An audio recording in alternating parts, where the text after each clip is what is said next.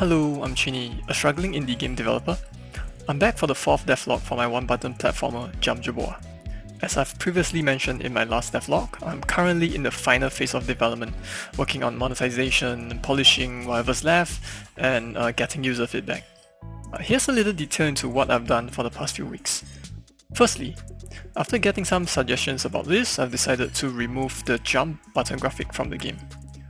Considering that Jerboa is a one-button game, rendering a massive button at the bottom of the screen does come across as a little redundant.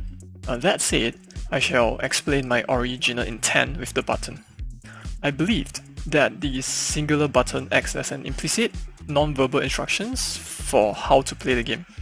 As much as possible, I want to avoid wordy, explicit tutorials, and I had thought that a button helps communicate how the game works.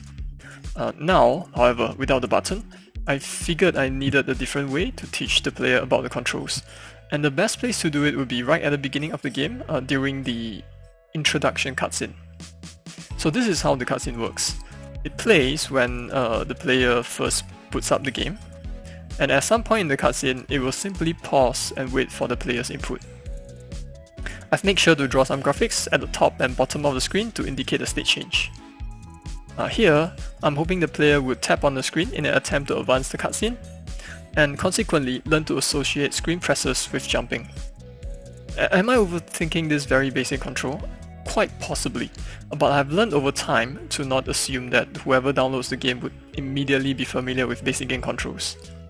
That said, there is a particular mechanic in the game that isn't quite as straightforward. The cannon requires the player to first jump into it to load it up, at which point the cannon will rapidly rotate to and fro. If the player holds down on the screen, the rotation will slow down, allowing them to better time the shot. After my last playtest, it was made amply clear to me that players do not know they can hold down on the screen to time their shots.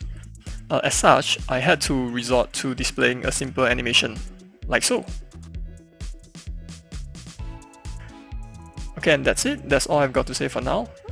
I will be heading back to work on finishing Jerboa, and at some point I hope to share more technical game development details. If you're interested in the development of my games, please consider liking the video and subscribe to my channel.